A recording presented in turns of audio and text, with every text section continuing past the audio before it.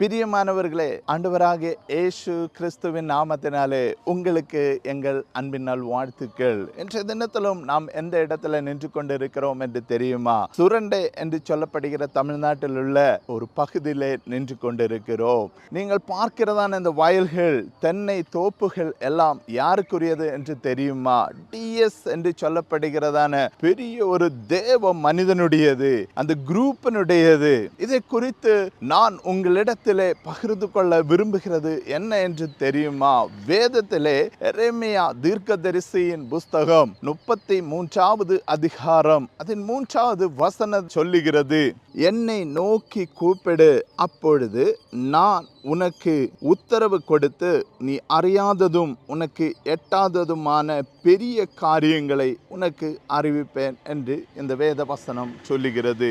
இதே வேத வசனத்தை இந்த கோம்பவுண்டினுடைய முன் பகுதியில் எழுதப்பட்டிருக்கிறதை நான் கவனித்தேன். அப்பொழுது ஆவியானவர் என்னிடத்திலே பேசினதான ஒரு காரியத்தை உங்களுக்கு சொல்லுகிறேன். இந்த கிராம பகுதியிலே வாழ்ந்து கொண்டிருந்ததான டிஎஸ் என்று சொல்லப்படுகிறதான அந்த குடும்பத்தை கர்த்தர் உயர்த்தி வைத்திருக்கிறார். ஏன் உயர்த்தி வைத்திருக்கிறார் என்று தெரியுமா? பிரியமானவர்களே, இந்த குடும்பமானது ஒரு நாள் மற்றுள்ளவர்களால் புறக்கணிக்கப்பட்ட ஒரு குடும்பமாகத்தான் உங்களைப் போல இருந்தது. அவர்கள் கர்த்தரை அறிந்த நாளிலிருந்து கர்த்தரை நோக்கி கூப்பிட ஆரம்பித்தாங்க, கர்த்தரை தேட ஆரம்பித்தாங்க, கர்த்தருக்கு கொடுக்க ஆரம்பித்தாங்க, கர்த்தருக்காக உழைக்க ஆரம்பித்தாங்க. அதனால் கர்த்தர் இந்த குடும்பத்தை உயர்த்தி வைத்திருக்கிறது. இன்று பாருங்க, இந்த குடும்பத்திற்கு, இந்த டிஎஸ் குரூப்பிற்கு அநேக பிசினஸ்களை கர்த்தர் கொடுத்திருக்கிறார். அதன் நிமித்தமாக பல மார்க்கத்தில் இவர்கள் வாழ்க்கை உயர்த்தப்பட்டிருக்கிறது. மற்றுள்ளவர்களுக்கு இவர்கள் உதவி செய்கிறவர்களாக கர்த்தர் இவர்களை மாற்றியிருக்கிறார். பிரியமானவர்களே, நம்முடைய வாழ்க்கையிலும் நாம் ஜெபிக்கிறவர்களாக, கர்த்தரை தேடுகிறவர்களாக, கர்த்தருக்காக நிலை நிற்கிறவர்களாக இருந்தால் கர்த்தர் நம்மையும் உயர்த்தி நடத்துவார். நம்முடைய வாழ்க்கையிலும் கர்த்தர் மேலான காரியங்களை செய்வார். இந்த கிராமத்தில் வாழ்ந்ததான இந்த குடும்பத்தை எவனமாக கர்த்தர் உயர்த்தினாரோ, எவனமாக ஆசீர்வதித்தாரோ, அதே போல கர்த்தரை நோக்கி நீங்கள் கூப்பிடும்போது உங்களுக்கு எட்டாத பெரிய இடத்துல நீங்கள் ஒருவேளை நினைத்து கூட பார்க்க முடியாத அளவிற்கு உங்களை உயர்த்த கர்த்தர் வல்லமையுள்ள தேவனாய் இருக்கிறார். அதனால் தேவனை நோக்கி கூப்பிடுங்க. மனிதனை நோக்கி அல்ல, மற்றுள்ளவர்களை நோக்கி அல்ல, தேவனை நோக்கி கூப்பிடுங்க.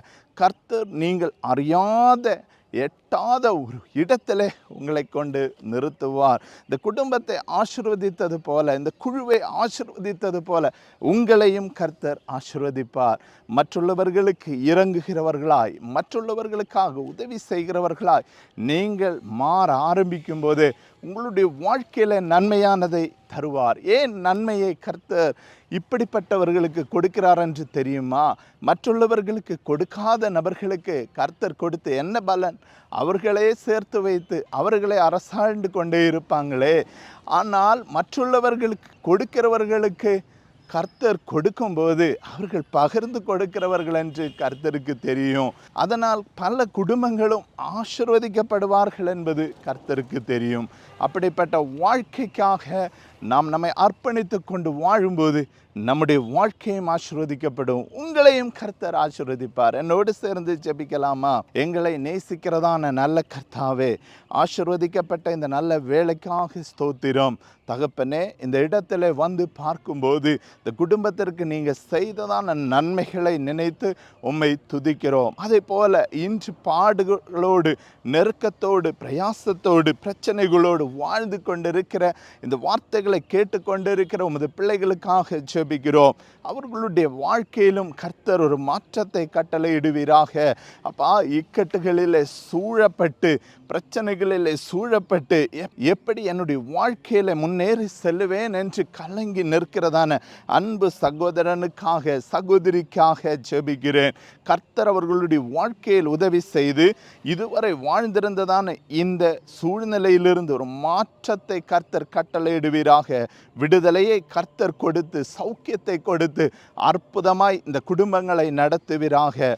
ஆம் கர்த்தாவே, உனக்கு எட்டாததும் நீர் பார்த்திராதுமான பெரிய காரியங்களை உனக்கு செய்வேன் என்று சொன்னீங்களே, அது இப்போதே இன்றைக்கு இந்த நிமிஷத்தில் இந்த குடும்பத்திற்கு செய்வீராக என்று செபிக்கிறோம். இயேசு கிறிஸ்துவின் மூலமாய் ஜெபம் கேட்ட நல்ல பிதாவே, ஆமென். ஆம் பிரியமானவர்களை, தைரியமாக உங்களுடைய வாழ்க்கையில முன்னேறி செல்லுங்க. கர்த்தர் உங்களுக்கு துணை நிற்பார்.